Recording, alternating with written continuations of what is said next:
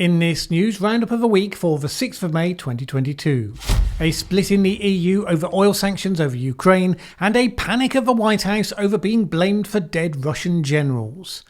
Elections in the UK and primaries in the US give clues on the fate of Boris Johnson and Donald Trump. The aftermath of the draft Roe v Wade judgement continues to send shockwaves through the US.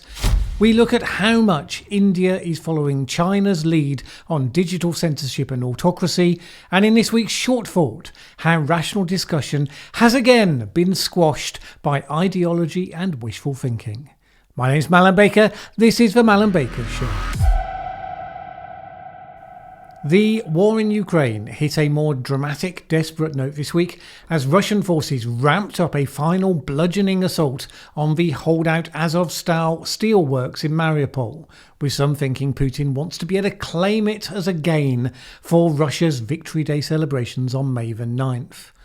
Russia agreed a 3-day ceasefire to allow civilians to leave, but quickly disregarded that promise as they have numerous times over the last month or two. They stepped up shelling and a push onto the site by troops, leading to reports of bloody battles inside. While all that's happening, the EU has continued to struggle with its position.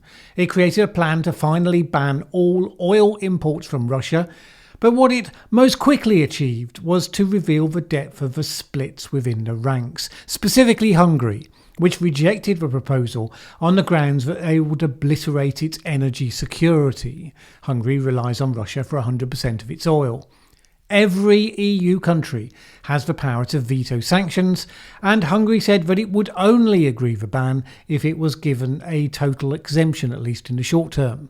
Now, it may not sound like it, but that actually counts as a concession by Viktor Orban, who had previously said that Hungary wouldn't support oil and gas bans at all. And it seems today that that has been successful in getting EU policy changed. Another step forward that did emerge is that Ukraine and Germany have patched up a simmering dispute. Ukraine had snubbed German President Frank-Walter Steinmeier, who was told that he was not welcome to visit Kiev 3 weeks ago. That was because of Ukraine's perception of his previous support for Putin and the lack of same for Ukraine. That had led to Chancellor Olaf Scholz to refuse to visit, which in turn led Ukraine to mock him as a huffy bratwurst, which apparently is a German idiom for someone who has needlessly taken umbrage. Seems like an idiom that could find a bigger place in the current world we live in, but I digress. Anyway, all of that is over now. Zelensky spoke with Steinmeier on the telephone. Presumably they discussed things more mutually acceptable than types of German liver sausage, and he has now invited he and Scholz to visit Kiev. Interestingly, the EU-level setbacks led the Italian Prime Minister Mario Draghi to argue that the EU should just grasp the logic of its situation and move towards becoming a de facto federal state in response to the Ukraine war. This would include doing away with the veto that every EU member state has on foreign policy issues. His call came on the same day that members of the European Parliament voted in favour of transnational election lists for its elections, highlighting that the momentum for further integration and steps towards a superstate is really still there. Meanwhile, the Pope made a startling intervention by expressing the view that NATO may have caused Putin to invade Ukraine by barking at Russia's door. Now, it's quite likely that the minor mirroring of a Putin talking point is calculated to try to achieve what he's been seeking since mid-March, which is a meeting between himself and Putin in Moscow. Apparently, the Kremlin has not yet responded to such requests. It is not returning his calls. They found time to do other things, though, like suggest that Israel is backing neo-Nazis, because that's not a thing that anyone would find controversial. Putin spokesman Sergei Lavrov said in an interview that it was perfectly rational to imagine that Israel would be supporting Nazis. After all, he said, Adolf Hitler had Jewish blood, and he added that the most rabid anti-Semites tend to be Jews. Needless to say, Israel was deeply offended and summoned Russia's ambassador for a dressing down and achieved what few people have ever gotten: an apology from President Putin. Although it wasn't flagged in the Russian version of the conversation after his phone call with the Israeli Prime Minister. Meanwhile, the US had a minor panic over Ukraine when the New York Times reported that US intelligence had tipped off Ukrainians on the location of senior Russian generals so that they could be killed. The government quickly contradicted the report, insisting no, it just provides battlefield intelligence to help the Ukrainians to defend their country. We do not provide intelligence with the intent to kill Russian generals, they said. Which raised the question, well, why not? I mean, because, if you're defending your country, wouldn't it be an important strategy to take out the local senior controlling minds directing the battles against you?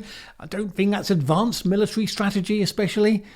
Of course, the Biden team got fearful of the story because they are afraid that boasting too openly about how they're getting generals killed might push them over that invisible line where Russia decides to widen the war.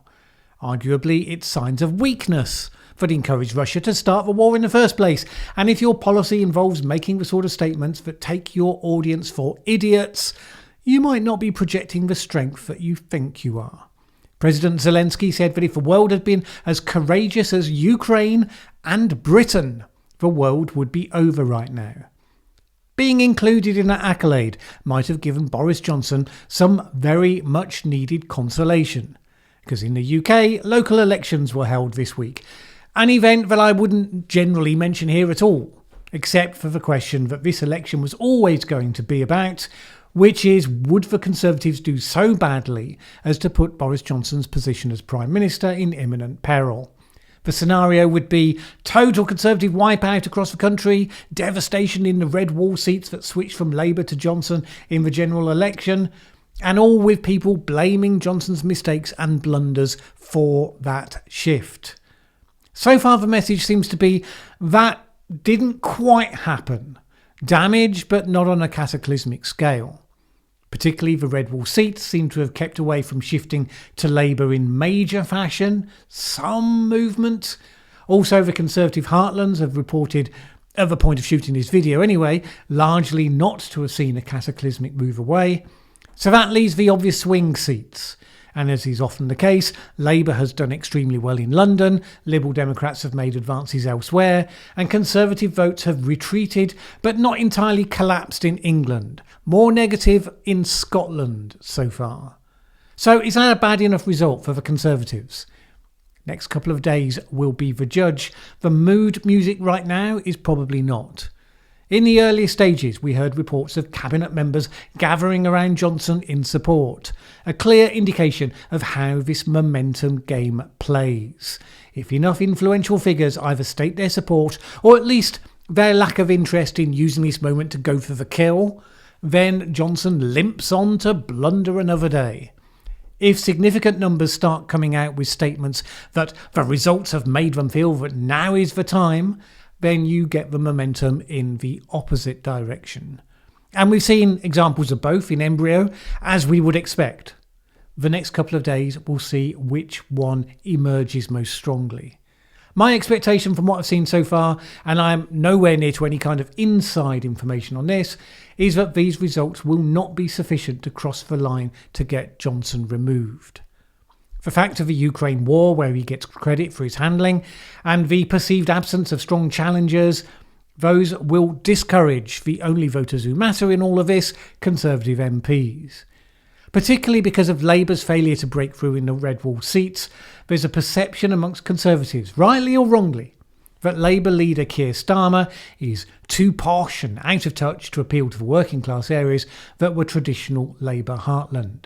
They will have been encouraged as well with the late breaking news that Keir Starmer is about to be investigated by the police for potentially having broken lockdown rules himself, which would go some way to blunting some, not a lot, but some of the fury currently held against Johnson on that issue.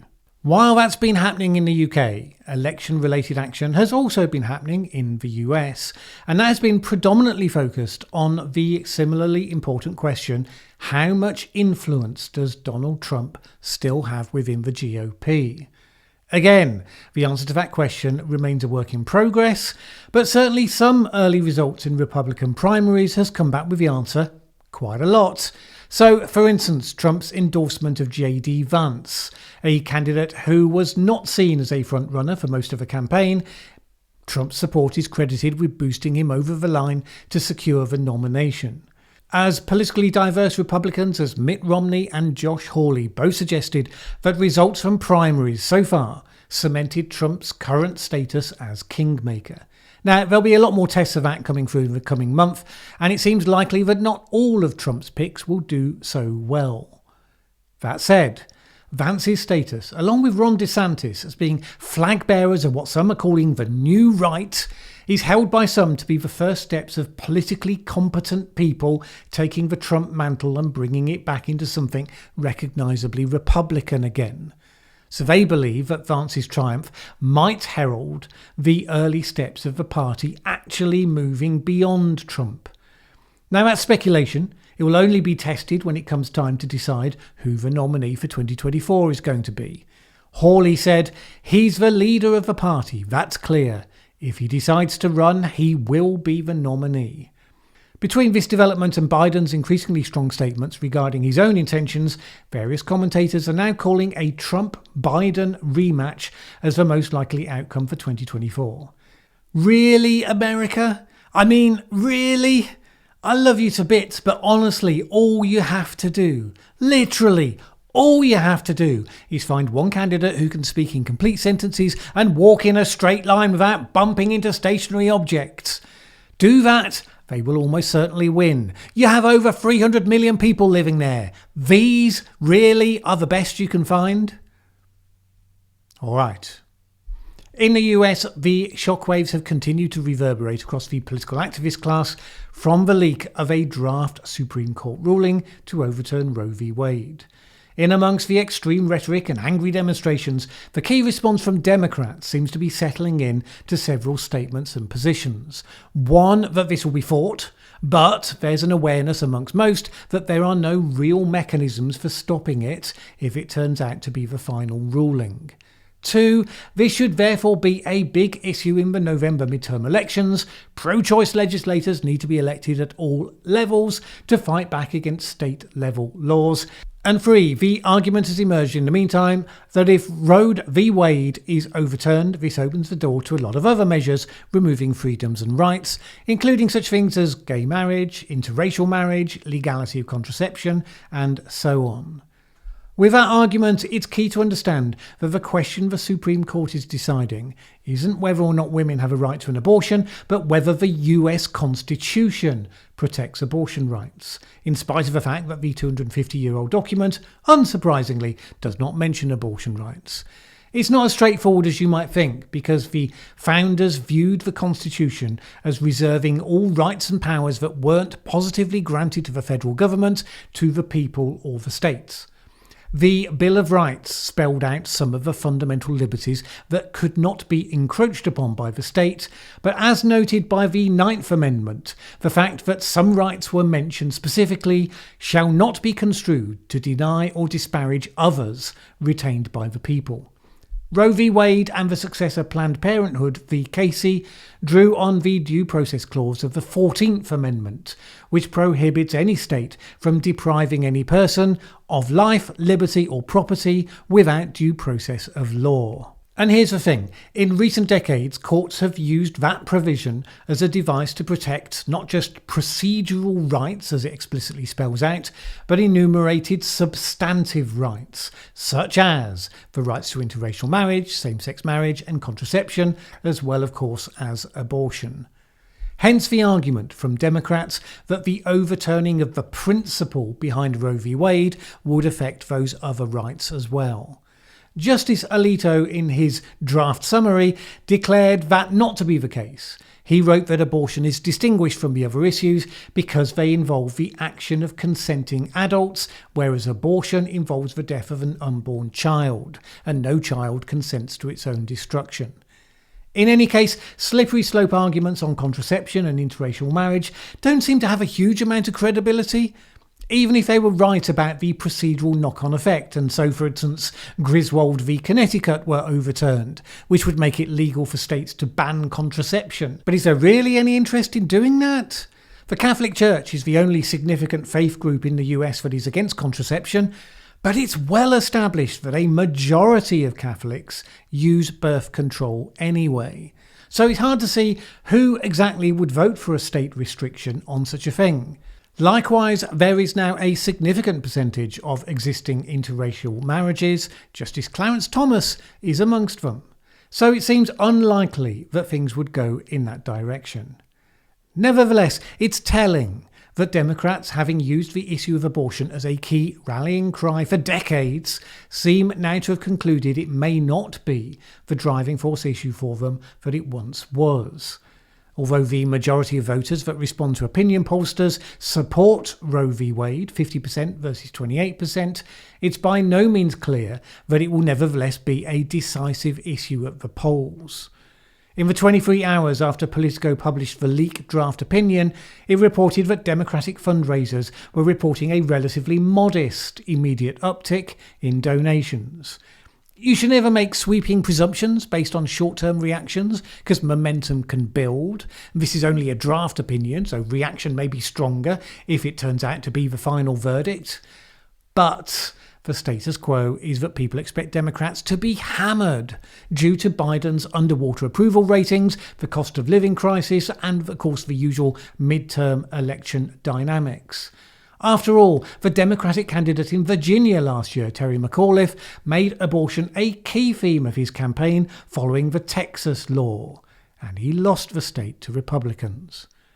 Plus, of course, this is a judgment of the Supreme Court, not Congress, so however you vote, in one sense, not going to affect the overturning of Roe v. Wade. The Supreme Court does not, and really should not, be paying attention to what opinion polls say, only what the law says. Of course, it's never as simple as that. One reason why the politicisation of the court in the US remains a part of the problem in its broken political system. India has often prided itself as being the world's largest democracy. But is it anymore? And in particular, is it going to follow the lead of China in terms of using technology to track and censor its own citizens? So this week, the government's cybersecurity agency has required internet providers, data center providers, corporates, other organizations to maintain records of all financial transactions with the public for 5 years. The government's also telling companies that provide VPN services, that's the virtual private networks that enable people to use the internet with some degree of privacy, that they have to register validated names, emails and IP addresses of their subscribers. TechDirt described it as taking the P out of VPN. Basically, the Indian government wants to know everything it can about its citizens for purposes undisclosed. This has led to speculation that it's joining the numerous countries that are looking to copy China's control of internet use and censorship capabilities. The government of Narendra Modi has form on this, after all. At the end of last year, it ordered YouTube to block 20 channels for what it labelled as blasphemy and impinging on national security, and more channels have followed since. And that national security thing, that's the sort of catch-all beloved of dictators everywhere. With a bit of imagination, there's not much that can't be described as impacting national security. And it followed attempts to push Twitter into compliance with removing content that it disliked at the threat of arrest for Twitter's employees if it didn't. Twitter came back pointing out that it was the government's own directives that in its view were not consistent with Indian law. And it said this, in keeping with our principles of defending protected speech and freedom of expression, we have not taken any action on accounts that consist of news media entities, journalists, activists and politicians, it said. The pushback from Twitter in that case led the government to promote Coup, a Twitter alternative. Its logo is a bird, but a yellow one, so obviously totally different. And with a name like that, you'd have thought they would have used a pigeon. But then not everyone has my marketing genius, I suppose. Unlike China's Twitter alternative Weibo, Coup is not state-run, and it hasn't made any specific statements that I can find to suggest that it agrees to be more Modi-friendly than Twitter has been. So whether it represents the end game or just a staging post remains to be seen. Of course, the most visible sign of India's uncertain position right now is where it stands vis-à-vis the Russia-Ukraine war. India has close ties with Russia, benefits enormously from Russia's fossil fuels and its military equipment, and has therefore been amongst the countries refusing to condemn Putin for its invasion of Ukraine. That doesn't necessarily put it into the tight group of autocrats alongside China, for instance.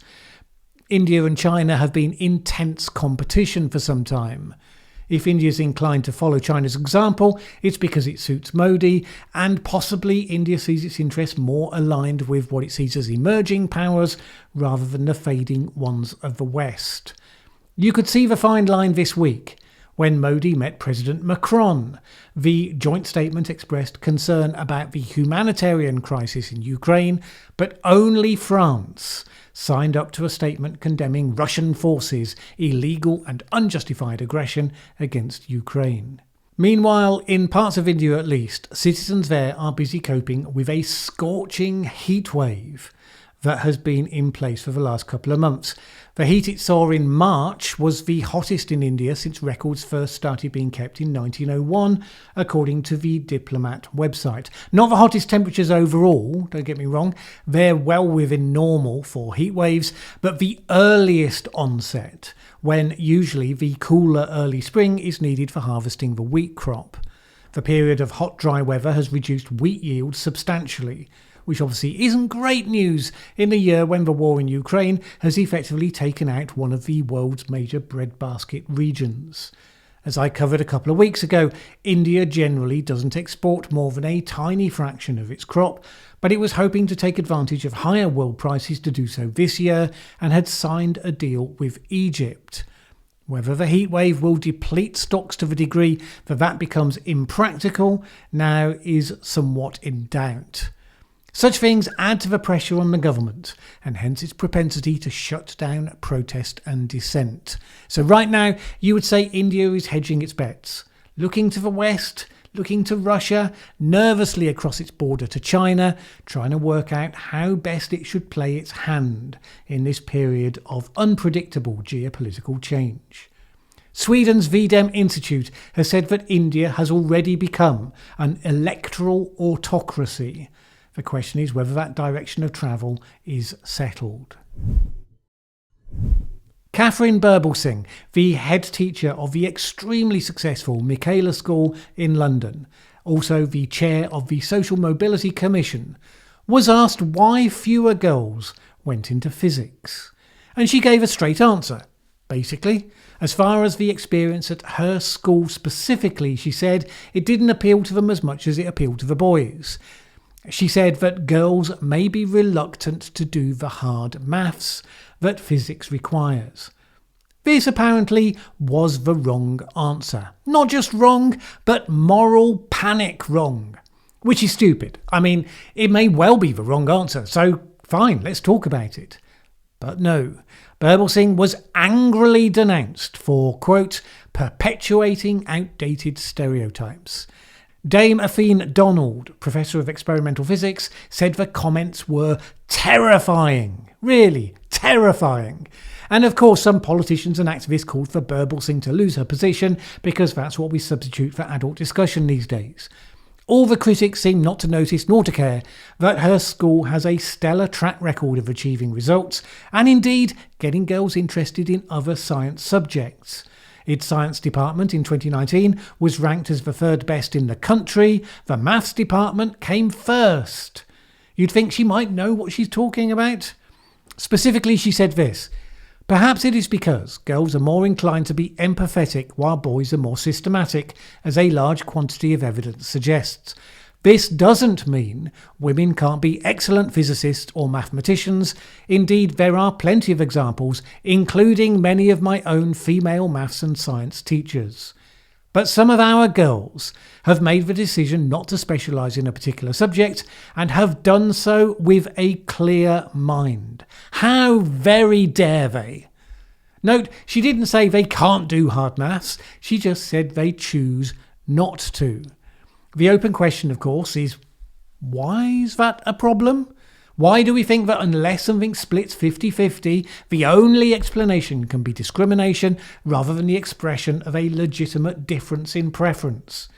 And we do know that it's not because of innate ability. In England, girls outperform boys in A-level and GCSE maths, at least they did last year for the first time. But studies have shown that it's the willingness to continue on that path which is where the sexes diverge. But none of that apparently matters. When an influential figure, even one with an enormous pedigree and track record of encouraging young people to succeed, says something very simple out loud, a thunderous response comes which seems to be based predominantly on protecting sacred cows.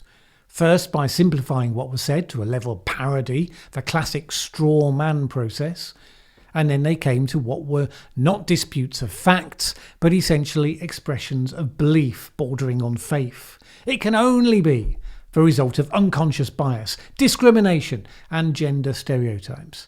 Well, look, do we shape our beliefs in line with evidence, or do we denounce the evidence for failing your moral test?